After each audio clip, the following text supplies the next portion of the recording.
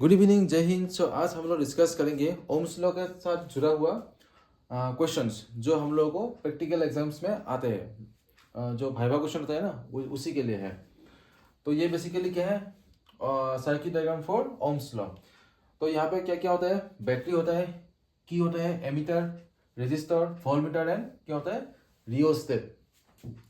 तो हम लोगों को यहाँ पे देखना है कि करंट के साथ पोटेंशियल डिफरेंस कैसे वेरी करते हैं। ये था कि नहीं, Ohm's law. At constant temperature the potential difference across a resistor is directly proportional to the current flowing through the resistor. ठीक है, तो करंट के साथ पोटेंशियल डिफरेंस क्या होता है, वेरी करते हैं। अगर करंट ज़्यादा होता है तो पोटेंशियल डिफरेंस भी क्या होगा, ज़्यादा होगा। अगर करंट कम होता है तब पोटेंशियल डिफरेंस भी क्या होता है, कम होता है। तो उसी के लिए ये सर्किट डायग्राम है। ठीक है, अब देखो ये क्या है, एमीटर। इसका काम क्या है, फंक्शन क्या है, ये करंट मेजर करता है।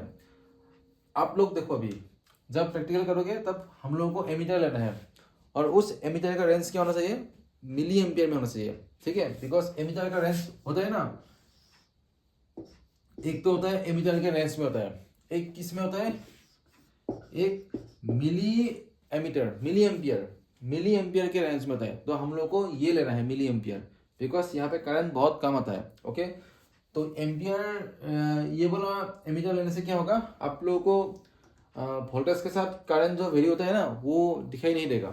ठीक है, तब मतलब प्रॉब्लम हो कि सर्किट में कुछ प्रॉब्लम हो रहा है क्या, बट सर्किट में ऐसा कोई प्रॉब्लम नहीं है। हम सबको एमीटर के बदले में मिली एमीटर, मतलब मिली एम्पियर के रेंज, मिली एम्पियर का जो रेंज है ना, वही एमीटर लेना है। तो ये तो हो गया। अब देखो ये वोल्टमीटर और ये क्या है, रेजिस्टर, और ये क्या है, रियोस्टेट। तो हम लोग को देखो, तो सवाल ऐसा आ सकता है, इसका काम क्या है, what is the function of rheostat, इसका ये क्वेश्चन बन सकता है।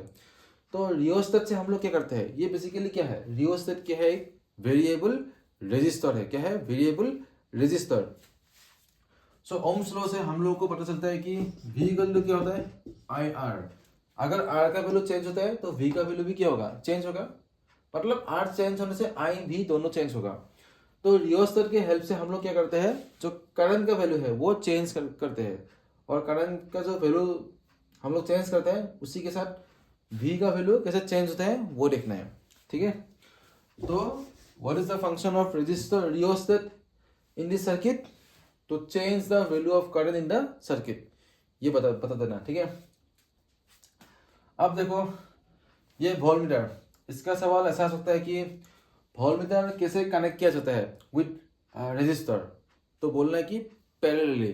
कैसे, तो पोटेंशियल डिफरेंस मेजर करने के लिए हम लोग क्या यूज करते हैं, वोल्टमीटर, उसको हम लोग कनेक्ट करते हैं रेजिस्टर के साथ पैरेलली। ठीक है, ये तो हो गया। अब क्वेश्चन ऐसा भी आ सकता है कि एमीटर को हम लोग कैसे कनेक्ट करेंगे, इन सीरीज। ठीक है, सीरीज में कनेक्ट करते हैं हम लोग इसको। फिर ये हो गया। अब देखो, अब इंटीरियर क्वेश्चन देखो, ये तो हो गया एक सिंपल सा क्वेश्चन। और क्वेश्चन आ सकता है कि सर्किट डायग्राम तुम लोगों ने कैसे बनाया है, डिस्क्राइब करना है, रीडिंग कैसे निकाला है वो दिखा देना है एक बार। ठीक है, एक्सटर्नल को वो दिखा देना। अब सवाल क्या क्या आ सकता है, तो फर्स्ट क्वेश्चन आ सकता है, व्हाट इज ईएमएफ। क्या आ सकता है, व्हाट इज ईएमएफ। ईएमएफ क्या है, इलेक्ट्रोमोटिव फोर्स। ये क्या होता है, देखो सपोज ये एक सेल है, ये क्या है, इलेक्ट्रोलाइट सॉल्यूशन, और यहाँ पे दो इलेक्ट्रोड है, एक सपोज पॉजिटिव, एक क्या है, नेगेटिव। तो जब हम लोग इसको कनेक्ट नहीं करेंगे, जब ये ओपन सर्किट में होगा, देखो the potential difference between this two electrode when no current is flowing through the circuit is called electromotive force. जब हम लोग इन दोनों को कनेक्ट नहीं करेंगे, तब इन दोनों के बीच में, इन दो इलेक्ट्रोड के बीच में जो पोटेंशियल डिफरेंस होगा वही क्या है, इलेक्ट्रोमोटिव फोर्स होता है। अभी देखो बैटरी में क्या होता है, सपोज हम लोगों ने एक नया बैटरी लाया है, उसमें लिखा है कि 1.5 वोल्ट ऐसा लिखा है। बट जब हम लोग उसको मेजर करते हैं ना with the help of multimeter, तो हम लोगों को 1.5 नहीं मिलता, 1.35, 1.41 ऐसा कुछ मिलता है। वो क्यों होता है, बिकॉज ये जो सेल है इसका भी क्या है, इंटरनल रेजिस्टेंस है। तो इंटरनल रेजिस्टेंस होने से क्या होता है, यहाँ पे वोल्टेज ड्रॉप होता है, ठीक है। उसी की वजह से हम लोगों को मल्टीमीटर में वो एग्जैक्ट वैल्यू दिखाई नहीं देता है। और बैटरी में जो लिखा होता है 1.5 वोल्ट, वो क्या है, उसका ईएमएफ है। मतलब जब हम लोग उसको कनेक्ट नहीं करते हैं किसी एक्सटर्नल सर्किट के साथ, तब जो पोटेंशियल डिफरेंस होता है कैथोड एंड एनोड के बीच में, वही क्या है, ईएमएफ। हो गया, ये बोल रहे हैं ऐसा। नेक्स्ट क्वेश्चन क्या आ सकता है, नेक्स्ट क्वेश्चन आ सकता है करंट, देखो इस करंट वेक्टर और स्केलर क्वांटिटी, बस हम लोग शॉर्ट में सीखेंगे, ठीक है। ये सब हाइपर क्वेश्चन है। तो करंट वेक्टर या स्केलर क्वांटिटी है, ये क्वेश्चन पूछ सकता है। तो करंट क्या है, बेसिकली स्केलर क्वांटिटी है, बिकॉज ये एक था ना लॉ, क्लास 11 में हम लोगों ने पढ़ा था, parallelogram law of vector addition, triangular law of vector addition था ना ये सब। तो करंट वो रूल फॉलो नहीं करता है, वो सिंपली फॉलो करता है। सपोज इस वायर से 2 एम्पियर करंट आ रहा है, इस वायर से 3 एम्पियर करंट आ रहा है। अब इससे कितना निकलेगा, इससे 5 एम्पियर करंट आएगा, 5 एम्पियर। अब देखो दोनों का डायरेक्शन क्या है, अलग अलग है कि नहीं। तो according to vector law 5 ampere नहीं होता यहाँ पे, बट करंट वो जो वेक्टर लॉ है वो फॉलो नहीं करता है, मतलब ट्रायंगुलर लॉ फॉलो नहीं करता। जस्ट 2 एम्पियर आ रहा है इस तरफ से कितना 3 एम्पियर आ रहा है, तो इस तरफ में क्या होगा, 5 एम्पियर, ठीक है। तो करंट बेसिकली क्या है, स्केलर क्वांटिटी है, बिकॉज ये it does not follow the triangular law of vector addition. तो ये क्वेश्चन पूछ सकता है। थर्ड क्वेश्चन क्या है,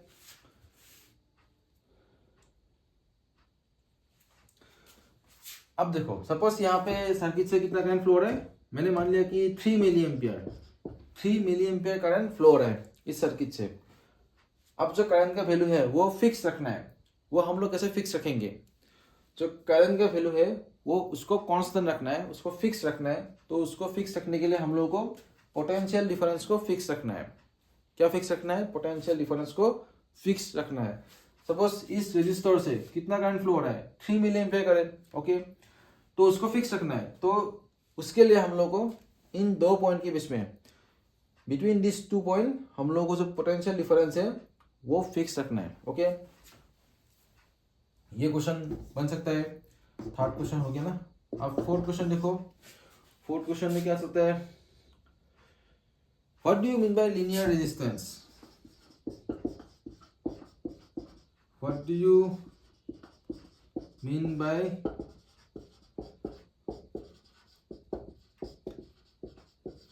what do you mean by linear resistance, ये भी क्वेश्चन आ सकता है। लीनियर रेजिस्टेंस क्या है, अब देखो लीनियर रेजिस्टेंस क्या है, ये क्वेश्चन आ सकता है। अब देखो जो भी रेजिस्टर, सपोज एक रेजिस्टर है, ऐसा रेजिस्टर है, ये क्या करता है, ये ओम्स लॉ को फॉलो करता है, ठीक है। ओम्स लॉ क्या था, V इक्वल टू IR था कि नहीं, मतलब जो भी कंडक्टर ओम्स लॉ को फॉलो करते हैं वही क्या है, बेसिकली लीनियर रेजिस्टर और लीनियर रेजिस्टर, ऐसे ही बोल सकते हो, एकदम सिंपल लैंग्वेज में बोल सकते हो, तब हो जाएगा। अब देखो जब भी हम लोग टेम्परेचर इंक्रीज करते हैं, टेम्परेचर इंक्रीज करने से क्या होता है, रेजिस्टेंस चेंज होते हैं, ये हम लोग को मालूम है। सपोज टेम्परेचर ज़्यादा हो गया, रेजिस्टेंस का वैल्यू भी क्या होगा, ज़्यादा हो जाएगा। टेम्परेचर कम हो गया तो रेजिस्टेंस का वैल्यू भी क्या हो जाएगा, कम हो जाएगा। उसी के साथ एक क्वेश्चन जुड़ा हुआ है, रिलैक्सेशन टाइम। तुम लोगों ने सुना है ना, रिलैक्सेशन टाइम, इसके ऊपर क्वेश्चन आ सकता है। रिलैक्सेशन टाइम ये क्या होता है, देखो कंडक्टर में क्या है, अभी बहुत सारा इलेक्ट्रॉन्स है। तो जब भी हम लोग पोटेंशियल डिफरेंस अप्लाई करते हैं तब क्या होता है, जो इलेक्ट्रॉन्स है वो फ्लो करते हैं, एक ही डायरेक्शन में सब लोग फ्लो करते हैं। तब क्या होता है, जो इलेक्ट्रॉन्स है उन सब के बीच में कोलिजन होता है, इलेक्ट्रॉन के बीच में क्या होता है, कोलिजन होता है। सो टाइम बिटवीन, ध्यान से सुनना, time between 2 successive collision, 2 successive collision के बीच में जो टाइम गैप है वही क्या है, रिलैक्सेशन टाइम। समझ में है कि नहीं? Time between two successive collision is called relaxation time. अगर हम लोगों ने टेम्परेचर इंक्रीज कर दिया तो रिलैक्सेशन टाइम क्या होगा? डिक्रीज हो जाएगा। ठीक है, relaxation time decreases with rise in temperature. तो relaxation time decreases with rise in temperature. अगर हम लोगों ने टेम्परेचर को कम कर दिया, टेम्परेचर कम हो गया, तब रिलैक्सेशन टाइम क्या हो जाएगा? इंक्रीज हो जाएगा। मतलब दो कोलिजन के बीच में ज्यादा टाइम होगा, मतलब तब। समझ में है ना? तो ये क्वेश्चन भी आ सकता है। और क्वेश्चन,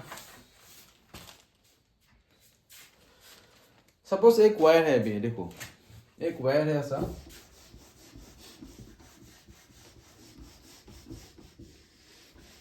ध्यान से नोट कर लेना, ठीक है? जो मैंने बोला है वो नोट कर लेना।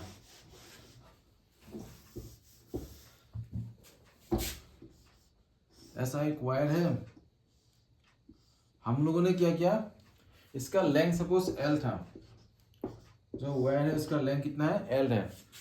अभी क्या किया हम लोगों ने, इसका लेंथ कम कर दिया, ये तो डबल भी कर सकते हैं, लेंथ कम ही कर दिया। पहले L था, अब कितना हो गया? सपोज मैंने मान लिया L/2 हो गया। और इसका रेजिस्टिविटी कितना है? रो। सपोज मैंने मान लिया ये एल्यूमिनियम से बना हुआ है, तो ये भी किससे बना होगा? एल्यूमिनियम से बना होगा। तो अगर हम लोगों ने इसका लेंथ हाफ किया तो इसका रो मीन्स व्हाट? रेजिस्टिविटी था ना, रेजिस्टिविटी। तो लेंथ हाफ करने से रेजिस्टिविटी चेंज होगा या सेम रहेगा? वो क्वेश्चन भी आ सकता है। तो लेंथ चेंज करने से रेजिस्टिविटी चेंज नहीं होता, बिकॉज रेजिस्टिविटी डिपेंड करता है किसके ऊपर? On the characteristics of the material. तो ये किससे बना हुआ है? एल्यूमिनियम। तो एल्यूमिनियम के लिए रेजिस्टिविटी क्या है? फिक्स है ना। कॉपर के लिए फिक्स होगा, स्टील आयरन के लिए फिक्स है। मतलब डिफरेंट डिफरेंट मटेरियल्स के लिए रेजिस्टिविटी क्या है? डिफरेंट डिफरेंट है। तो लेंथ चेंज करने से रेजिस्टिविटी चेंज नहीं होता। क्या होता है? रेजिस्टेंस चेंज होगा, बट रेजिस्टिविटी वैसे ही रहेगा। ये क्वेश्चन भी आ सकता है कभी कभार, बिकॉज ये not for exam point of view, theory exam में भी कभी कभार आता ही है।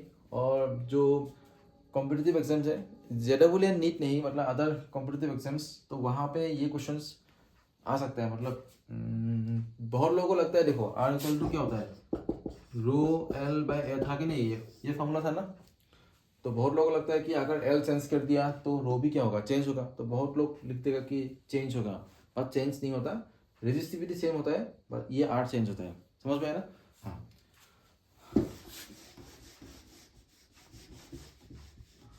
और कैसा क्वेश्चन आ सकता है, देख लेते हैं एक बार।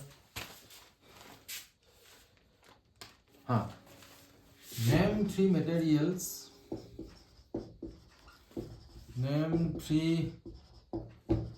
materials whose resistivity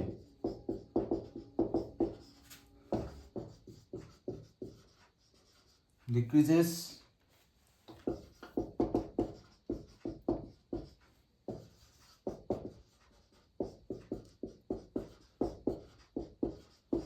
with rise of temperature। ये भी क्वेश्चन कभी कभार आता है। Name 3 materials whose resistivity decreases with rise of temperature। तो ऐसा कौन सा मटेरियल है जिसका रेजिस्टिविटी डिक्रीज होता है जब हम लोग टेम्परेचर राइज करते हैं? तो ये देखो, ये किसके केस में होगा? ये सेमीकंडक्टर के केस में होता है। तो सेमीकंडक्टर कौन सा है? सिलिकॉन है कि नहीं? सिलिकॉन भी है। और क्या है? जर्मेनियम, ठीक है ना, जर्मेनियम। और क्या है? कार्बन। तो इन तीनों केस में क्या होता है? जब भी हम लोग टेम्परेचर राइज करते हैं तो रेजिस्टिविटी डिक्रीज होता है, उल्टा। बट यहाँ पे क्या होता है? कंडक्टर में क्या होगा? इसका उल्टा होता है। टेम्परेचर राइज करने से क्या होगा? बताओ, टेम्परेचर राइज करने से क्या होगा? रेजिस्टिविटी चेंज होगा या रेजिस्टेंस चेंज होगा?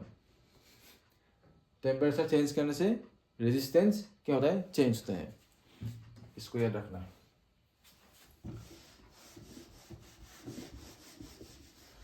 तो ये सब इम्पोर्टेंट क्वेश्चन है, ठीक है, कभी कभार आता है एंड मालूम होना भी मतलब जरूरी है। और करंट को हम लोग कैसे फिक्स रख सकते हैं, ये तो बोला ही है मैंने, bye maintaining same potential difference. अगर हम लोगों ने सेम पोटेंशियल डिफरेंस को मेंटेन किया तब करंट का वैल्यू भी क्या होगा, सेम ही रहेगा। ये हो गया।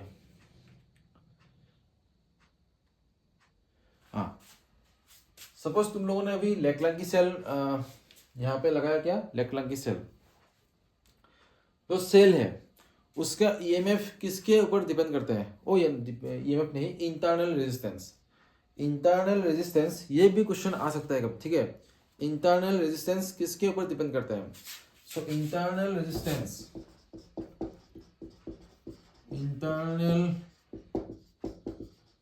Resistance depends on which factor, ये क्वेश्चन भी आता है। तो ये डिपेंड करता है किसके ऊपर, नंबर 1 टाइप ऑफ इलेक्ट्रोलाइट, जो इलेक्ट्रोलाइट है उसके ऊपर डिपेंड करता है, type of electrolyte, distance between two electrolyte में क्या होता है, 2 इलेक्ट्रोड होता है ना, इमर्स, तो 2 इलेक्ट्रोड के बीच में डिस्टेंस कितना है उसके ऊपर डिपेंड करता है ये ईएमएफ।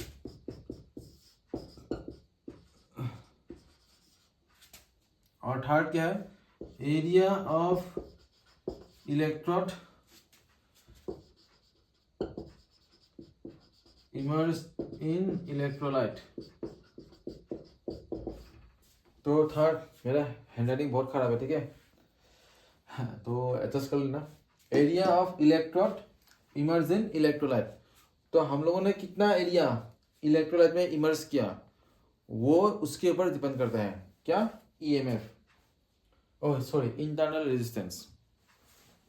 तो ये ऐसे ही बोल लेना, कभी कभार थ्योरी एग्जाम्स में आता है ये। तो हो गया। तो नेक्स्ट क्लास में हम लोग करेंगे numerical problems based on Ohm's law, ठीक है। Thank you so much.